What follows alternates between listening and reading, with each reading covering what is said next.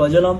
আমার বাসা কুমিল্লা চান্দিন। আমি 18 জুলাই ঢাকা সাইনবোর্ডে গুলিতে আহত হই এবং আমাকে বর্তমানে চিকিৎসার জন্য আমাকে সিঙ্গাপুর পাঠানো হয়। সিঙ্গাপুর পাঠানো আমাদের কি বলতেছে চিকিৎসা দিবে এইগুলো বলে আমাদেরকে এখানে নিয়ে আসছে। এখন আমাদেরকে চিকিৎসা দিতেছে, এত ভালো মানে চিকিৎসা দিতেছে না। এরপরে এই কারণে আমার বিনা চিকিৎসার কারণে আমার মাংস ইনফেকশন হয়ে যায়। ইনফেকশনের কারণে ওই দিন আমার কিছুদিন আগে আমার সার্জারি করে দুই সার্জারি করে মাংস কাটে ফালাবে হয়। তারপর ডক্টর বলছে যে আমাকে প্রত্যেক দিন আপনার ড্রেসিং করার জন্য, ড্রেসিং তো না হলে আমার মিনিমাম প্রত্যেক দিন আমার $300 করে লাগতেছে, $200 থেকে $300 ভালো মানে যে ড্রেসিং করতে ওইটা। কিন্তু আমাদেরকে এই টাকাটা আমাকে দেওয়া হচ্ছে না, ওইটা গেল। এবং কি আমাদেরকে যখন সিঙ্গাপুর পাঠানো হয় ওখানে তো ওই সময় আমরা বলছিলাম যে আমাদেরকে এখানে অ্যাটেন্ডেন্স দেন। তখন ওরা কি বলছে, কয় অ্যাটেন্ডেন্স লাগবে না, ওইখানে তোমাদেরকে একজন লোক থাকবে। যখন আমরা সিঙ্গাপুর চিকিৎসার জন্য আসলাম আমাদের এখানে কোনো অ্যাটেন্ডেন্স পাইতেছি না। আমাকে যখন অপারেশনের জন্য নিয়ে গেছে, নেওয়ার পর আমাকে 1.5 ঘন্টা অপারেশন থিয়েটারে শোয়া রাখছে। এখন কেন শোয়া রাখছে? এখন আমি ইংরেজি পারি না, আমি হিন্দি পারি। এখন ওদের সাথে হিন্দিতে কথা বলে, ওরা হিন্দি পারে না। এখন বলতেছে ইংরেজিতে কথা বলতে হবে।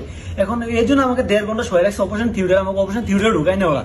তারপরে আমি কি করবো, পাই না। পরে একজনকে কল দিছি, কল দেওয়ার পরে উনি ওনার সাথে ইংরেজিতে কথা বলাতে তারপর অবস্থায় ফিউড হয়েছে। তাহলে আমার ভাইরা যখন আমি অনেক সিচুয়েশনে পড়ছি, আমার এক ভাই ও এরকম সিচুয়েশনে পড়ছে, এরকম 2-3 জনে পড়ছে। এখন যদি আপনারা আমাদের সাথে অবহেলা করেন তো আমাদেরকে সিঙ্গাপুর পাঠানোর কারণটা কি? আপনাকে আমাদেরকে সিঙ্গাপুর পাঠিয়ে আপনারা ভাবছেন আমাদের দায়ভার নাই।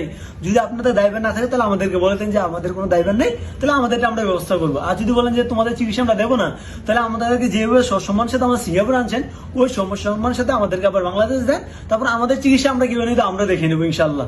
আর আমি এটুকু বলতে চাই, আমার ভাইরা এখন যেটুকু কষ্ট পাইতেছে, যদি আমরা ইনশাল্লাহ বাংলাদেশের মাটিতে পাড়া দেয় তাহলে এটুকু কষ্ট আপনাদেরকে দেবো। আমরা আসিফ ভাইকে কল দিলাম, নাইফ ভাইকে কল দিলাম, সবাইকে কল দিলাম, কেউ আমাদের কল ধরে না। এবং আমরা তো হাসনাত আব্দুল্লাহ ভাইকে কল দিছি, ওনার ফ্রেন্ড আমাদেরকে কল ধরে আমাদেরকে বকা দেয় যে মাদারচোদ বলে বকা দিছে, কল দিছে কেন? তাহলে আমরা ওদেরকে দেশ স্বাধীন করে দিছি, এখন আমরা ওদেরকে কল দিলে ওদের গালি খাওয়ার জন্য আমরা দেশ স্বাধীন করে দিছি। আমাদের এতটুকু ওদের কাছে আমাদের প্রশ্নের উত্তর চাই যে আমরা কল ধরতে আমাদের কল ধরে না, এবং আমরা কল দিলে আমাদের কল কেটে দেয়, কল দেয় এবং আমাদের কল দিলে বকাও দেয়। এটা কেন দেয় আমরা বাংলাদেশের জনগণের কাছে আমরা এটা জানতে চাই। সবাই ভালো থাকবেন। আসসালামু আলাইকুম রহমতুল্লাহ। ওকে।